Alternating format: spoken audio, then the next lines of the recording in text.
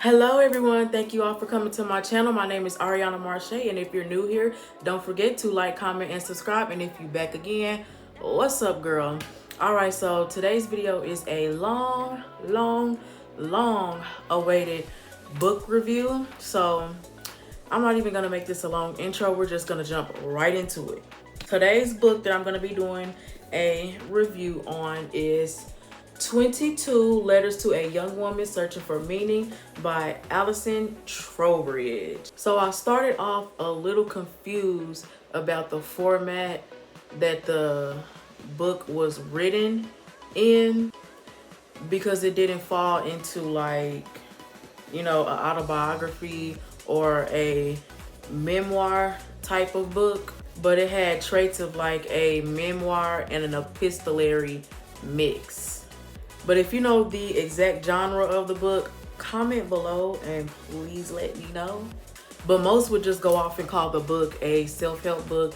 But for me, I'm just gonna call it an epistolary memoir. And if you don't know what an epistolary is, or like a memoir or whatever, I'm actually about to give y'all the definition. So let me look that up. And of course, everybody should know what an autobiography is. That's just the person telling their story in a book format, basically their life story. Now let me look at epistolary.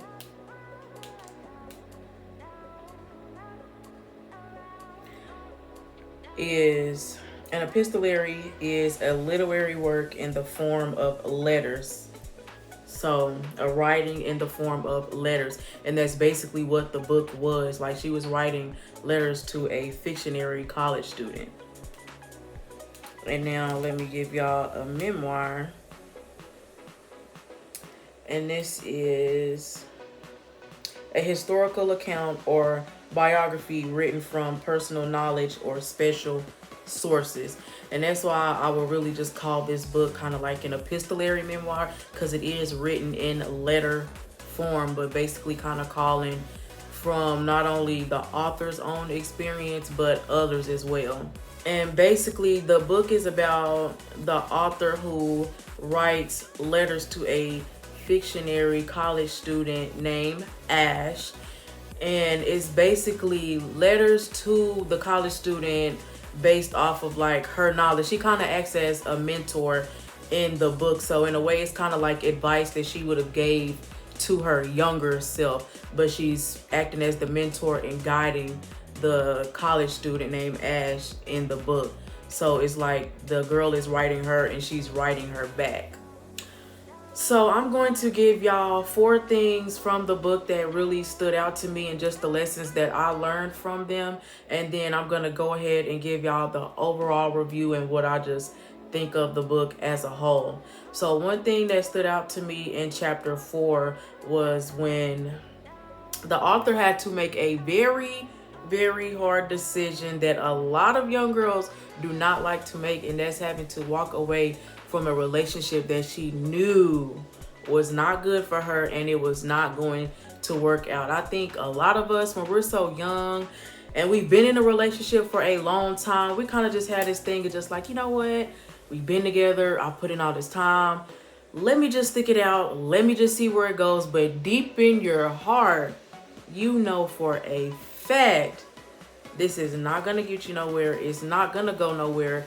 You've already had not major problems, but you know that these would be big problems later on down the line, especially if you were to take a different title on this relationship. Like, you know that these would be things that's going to come up. They're going to be an issue. You're ignoring them now. You're pushing them to the back now. And not only just the woman in the relationship, but the man as well. Y'all will try to ignore it, knowing good and well that later on that will be the cause of y'all demise. So I just felt like that was very big of her to make that type of decision so young, because most girls, they really just won't. They just gonna stick it out, waste their time, waste their good years, knowing that it's not gonna work, knowing that this is not the person for them. They would just stay. So the fact that she was strong enough, because that takes a lot of strength to be able to do, she was strong enough to just be able to look, really analyze that situation and be like, you know what, this ain't gonna work. And of course it hurts. It's never easy. Like, who wants to sit up there and leave somebody that they really do truly love? But at the end of the day, you can love somebody and still not have to be with them because you know it's not going to work. So the fact that she was strong enough to do that at such a young age really stood out to me, because I really could imagine that was a hard decision. So kudos to her. Now, chapter 12 was a chapter that I really related to. Like, that was my favorite chapter out of the entire book. It stood out to me the most. So basically, when she was in middle school, she kind of talked about really not knowing her place, or not having like a specific friend group or people that she could call friends. You know, like everybody in middle school around that time, everybody clicked up. You got your people here, your people here. Like, she just talked about like really not being able to have that, and she was kind of searching for it. But trying to fit in is basically like conforming, and she always felt overlooked a lot of the times. And she did try to, you know, get in where she felt like she could fit in. But I mean, honestly, like I did a video on that. That's why I say that's my favorite chapter, because I can relate to that so much. But it's just like I said in one of my videos, like, you can't go in somewhere and try to fit in, because that's obviously telling you that you don't, like, regardless. And some of the times the people that you want to fit in, they may not be for you. Y'all morals may not even match up and be the same. Like, everything that glitters ain't gold. You on the outside looking in. Like, you don't know what type of problems come with being a part of a certain clique. And she just talks about kind of being so young and having that longing and that desire to kind of find her place, like where she belonged. But towards the end of that, she kind of learned like self-acceptance. And during her time of like isolation, she decided to just really accept certain things and get closer to God. Like, sometimes we go outside of ourselves and God looking for acceptance or a place to fit in, or places to feel loved and accepted. And it's like, if you don't really have that inside of yourself or a relationship with God, you're never going to, anything that you do is never going to fill that void. So she decided to use that time to get closer to God in middle school, like very young. And she made a vow to God and basically said to him, like, when it is her time to be exalted and come out of whatever little season that was, because I mean, she was so young, so of course she really didn't understand what was going on. But she made a vow to God that when it was her turn to be exalted, that she would give out the same love to others that she wished that she had a God, and that she wouldn't overlook people. Like, she would make sure that she showed love to everyone. She wanted to be able to carry that same empathy. So no matter who it was that you were, how you dressed, how you looked, whether you were cool or not, she wanted to give out that same love and empathy to everyone. Because truth of the matter is, I'm pretty sure we all got some voids. We all feel certain ways, no matter what it is. We all are going through something. There's always going to be something, just as humans, that we're going to feel like it's just out of place. But I mean, obviously she was speaking from like a preteen point of view, so it's easy to feel that way at that time. But she had made that vow to God, and I just love that chapter. I just love that chapter, because you could tell that she was growing up and becoming like a young lady. And you can only have that type of wisdom coming from God, to know that, you know, you're beautiful, you are accepted, God love you, don't nobody else, like, just so much. And like towards the end of that chapter, she was really learning like self-acceptance and character development early. Like, she was already planning what her life would look like in the future, and like the type of love, what she would do with her position or power when she got exalted. She was already planning to use it for good, because a lot of people, they'll get exalted and the first thing they want to go do is stun on everybody that ever overlooked them, did them bad. They gonna get a little money and go crazy. So the fact that she just was like, hey, you know what, God, I just want to show love to people, and that was really it. Like, that was really just a big thing that just stood out to me so much. You know what? There was a quote in there that she said as well that I really liked, and it said, "A faith for the last, a faith for the least, a faith for people like me." And I just love that so much. I had wrote it down on a little sticky note, highlighted it, and it's just like one of them quotes. Like, whenever I read books, and if it's something in there that I really like and stand out to me, I keep that with me forever. So ever since I read that quote, it's been stuck with me. That's the exact reason really why I do these divine guidance videos, because my thing is, girl, sis, I know what you feel like. I know what you're going through. Like, I done been there. I done felt the same way, and I'm just here to let you know that it is okay. This is the reason why I do these videos, to give out that same love and that same empathy. So chapter 16.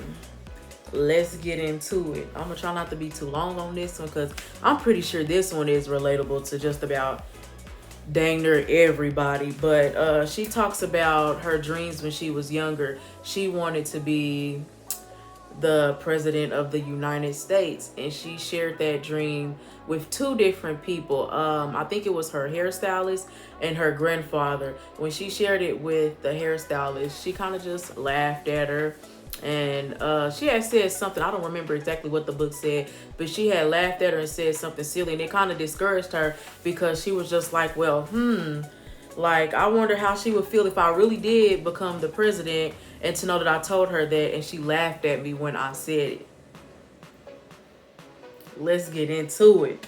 And she also shared that dream with her grandfather, and you have to think, the older generations are just so different. They didn't really have the choices and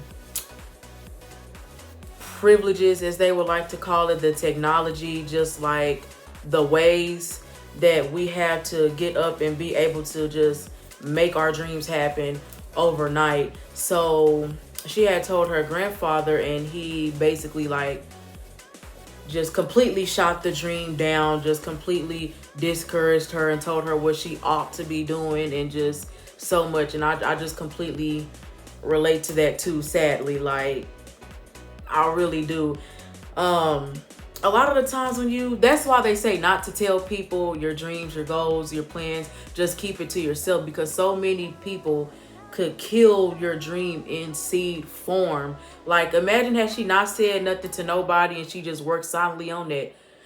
Miss Allison Trowbridge probably could have really been a president, or Ash could have really been the president. You know what I'm saying? Like, we could have probably had a woman president, and they really just kind of discouraged her from that. Like, she really had a heart for people. Like, I don't want to tell too much of the book, but she definitely had a heart for people. So I feel like if she would have probably made a great president, and the grandfather just shut it down. Oh, you need to be doing this instead. You're a woman and y'all can't do this, and all of this other crazy stuff. And I was just like, wow, like, it almost made me want to cry for her, because I can only imagine how she felt. But I just feel like he was kind of just talking from a place of, you know,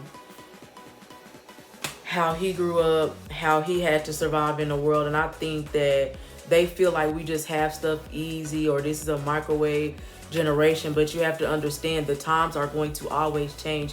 Nothing is never going to be the same. So a lot of the times they may look at us like we're lazy, because we never had, well, we don't have to work as hard as they had to work for certain things. Like, my thing is, you can't try to push a older narrative on a newer generation when things changes, mindset changes. They can be good in some areas, and sometimes it could be very detrimental. But why have each generation sitting up there trying to go through the same hardships that you had to go through? That's just very ridiculous to me. And I just didn't like the fact that it was her grandfather that really just discouraged her. Like, But like I said, I just can completely understand that. So between like chapter 12 and 16, I think like those was the top two chapters for me.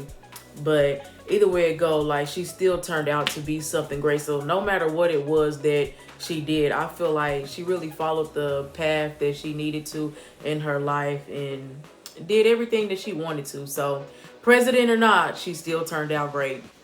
And the fourth thing I liked about the book was just basically just towards the last few ending chapters of the book anyways, is that she just really gets honest with herself about what she wants out of life, what she's expecting out of her life, and just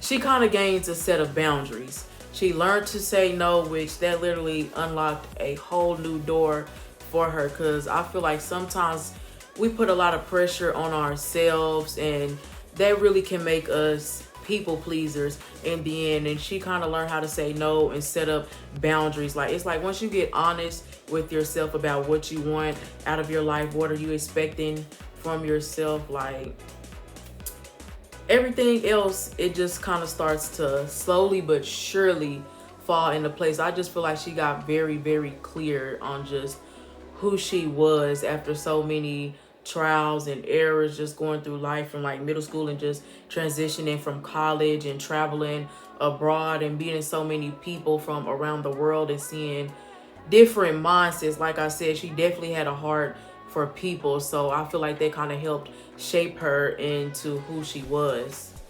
And there was a quote in the book that she said that her guy friend told her, and it was that if your answer is not a absolutely yes to something, then it means that it's a absolutely no. And I love that, and I'm going to keep that with me myself. A lot of the times we just feel like people ask us to do something, you know, we kind of just want to do it. A lot of us put our worth and validation in being needed or being able to do for others, which I mean, we could already tell that in the book because like I said, she had a heart for people. So she was just always going to say yes, but where do you find like the time for yourself? When do you say yes to yourself? If you're saying yes to them, after a while you're saying no to yourself. You're neglecting yourself. So when he told her that in the book and it stuck with her, I think that's when she got very clear and she decided to branch off and do what it was that she really wanted to do. And of course, saying no in the beginning, it feels weird. It's like it's hard. It's like you're being mean. But once you see the benefits of it, like, okay, you really can't please everybody. And pleasing everybody means you leaving yourself out. And just from there, my girl was going up. And she also realized that she needs herself just as much as others need her. Like I said, we like to put our worth and validation in what we can do for others, which yes, because that was a part of her gift, and you are to give that to others, but at the same time, like, you know, what are you gonna preserve just for yourself? When are you gonna take time to nurture yourself? If you sitting up there pouring from your cup and you done drained yourself giving to everybody else, like how can you refuel? Like, when are you gonna take the time to care for yourself just a little bit? And it was just like she always thought that she should stay busy and being productive because yes, in the Bible it says, you know, we need to make the best of every moment. Don't waste a second in this lifetime because it's not promising. You need to be using, you know, all of your gift. You don't want to have nothing still in this vessel when you die. So, and I can definitely understand where she was coming from with that, because once I kind of figured that out, I just thought, okay, I need to stay busy. I need to find something to do. I need to be working. And it's easy for us to kind of get caught up in that because we do want to get up and please God. Like, we do want to empty out this vessel before we leave. We don't want nothing else to be in here. We do want to be pleasing God at every second. So I understood where she was coming from as far as not trying to like have so much idle time, like, but at the same time, he did tell us, okay, one day of rest. Like, yes, you're gonna have to do all these other days, but he did give us at least one day of rest. And I think that when she kind of learned that, more of her true authentic self started to come out, and that's why I say she kind of got more clear with herself and her goals, and kind of like making schedules. And like I said, if the answer is not going to be a absolutely yes to something, it just had to be a absolutely no. And I think that a lot of the times we get caught up in thinking that, okay, well, if we rest just one day, oh my gosh, we lazy, we didn't sleep the whole day away, or we just rested, or we didn't get up and work too hard. Like, it's easy for a lot of us to get caught up in that, because even when I used to work 2 and 3 jobs at 17 and 18 years old, the one time I would take rest and somebody would FaceTime me and I'm still kind of like laying in the bed, just chilling, relaxing. I'd have probably wrote in my journals, read my books or something like that. It's like, oh, you lazy. So I'm just feeling like, well, dang, like I work all the time. I take one day to rest or do this or that.